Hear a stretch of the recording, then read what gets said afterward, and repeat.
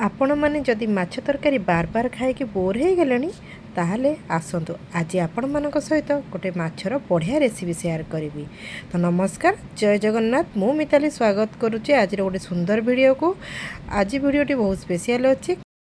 आज बुधवार थिला तो मु भाविली नॉनभेज गोटे नुआ आइटम बनैबी। तो सब बड़े माछ तरकारी मु करुच्ची, तो भाविली आज माछर गोटे नुआ रेसिपी आपण मान सहित शेयर करी। सेटा होची बंधाकोबी माछ मुंड छेंचड़ा। तापे मु कौन कौन सब सामग्री नहीं सेटा आपण मानक एबे मु देखेबी। प्रथम तो देखंतु गोटे प्लेट रे मु बंधाकोबी को चुन चुन करी काटी देइची। हाँ, तार मु शूट करिनी। आउ गोटे प्लेट रे देखंतु मु देखो ग्रीन मटर नहीं आउ दीटा पियाज को दीटा पियाज न 1.5टा पियाज को गुंड गुंड करी काटी। आउ गोटे आलू को काटी। आउ दीटा कंचा लंका नहीं आउ अदा रसुण गोटे पेस्ट नहीं आउ दीटा दालचीनी आउ गोटे गुजराती भी आपण मैंने नहीं पारे। जेहेतु मो पाखे नाला से मु पकईनी। तो देखंतु आउ गोटे प्लेट रे मु सजेक रखी सब सुखिला मसला, हल्दी गुंड, लंका गुंड, आउ धनिया गुंड, जीरा गुंड, गरम मसला आउ मीट मसला। आउ गोटे गिनारे देखंतु मु गोटे टमाटो को कुंडु कुंडु करी काटी देइची। तापर देखंतु एपटे माछ भी मोर हळदी आउ लुण गोळेई कि ताकू रेडी करी रखीची। तो चलंतु स्टार्ट करिबा। प्रथमे तो मु कड़ाई बसई सेतेरे सोरिष तेल पकई ताकू छाड़ देली गरम होबा पई।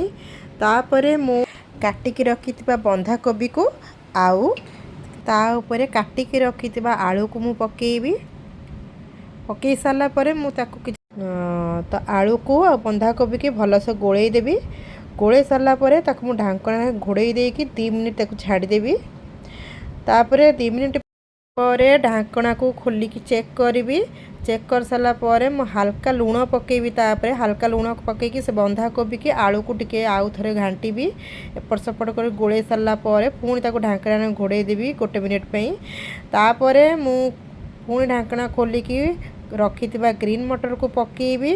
आ ग्रीन मटर पके सारा पर किछि समय बेसी नुह 1 मिनिट खंडे एपट सेपट करी ताकू बंधाकोबी को बाहर कर देबी गोटे प्लेट रे।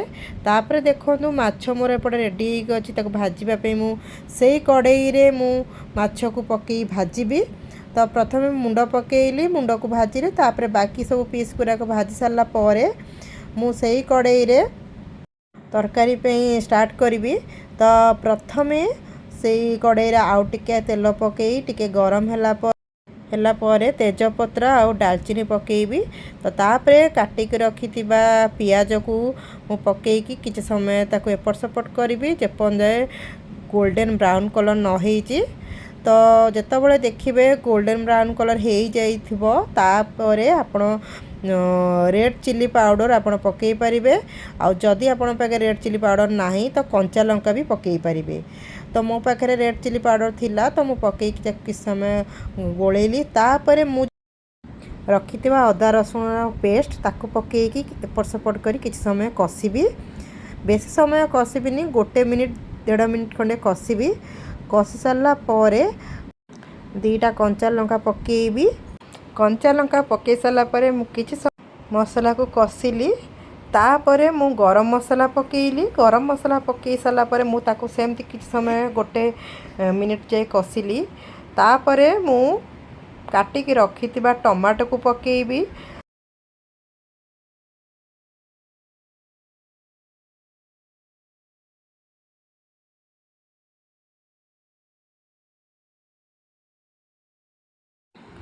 टमाटो पकई सारा पर हल्का लुण पकेकी से मसला रे ताकू भलसे कसिबे। तापरे देखंतु मसला को कसिला बेले मझे मझे चेक करथिबे जेमती मसला कड़ाई रे लागीबनी कि मसला पोड़ीबनी। तापरे कसी सारा पर मु प्लेट रे रखिथिबा सब सुखिला मसला को पकेकी मसला को भलसे कसिबी। आ जेपंद जाए कड़ाई रु माने से मसला रु तेल न छाड़ची से पंद जाए कसिबी।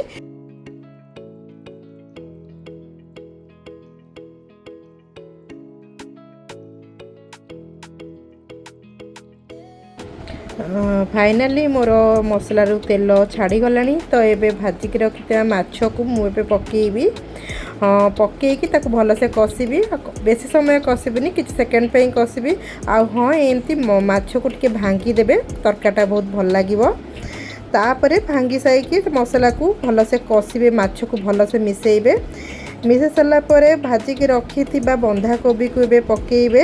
ମୁଁ ପକାଇଲି, ପକାଇ ସାରିଲା ପରେ ତାକୁ ଭଲସେ ମିଶାଇଲି, ବନ୍ଧାକୋବିକୁ ସେ ମସଲା ସହିତ ଭଲସେ ମିଶାଇଲି।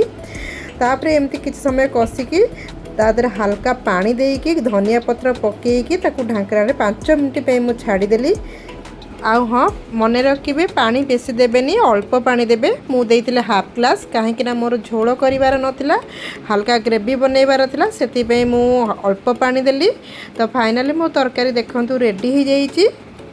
ଆଶା କରୁଛି ମୋ ରେସିପି ଆପଣମାନଙ୍କୁ ନିଶ୍ଚୟ ଭଲ ଲାଗିଥିବ। ରହୁଛି, ନମସ୍କାର। ପୁଣି ଦେଖା ହେବ ଆଉ ଗୋଟେ ସୁନ୍ଦର ଭିଡ଼ିଓରେ, ଆଉ ଗୋଟେ ନୂଆ ରେସିପି ସହିତ।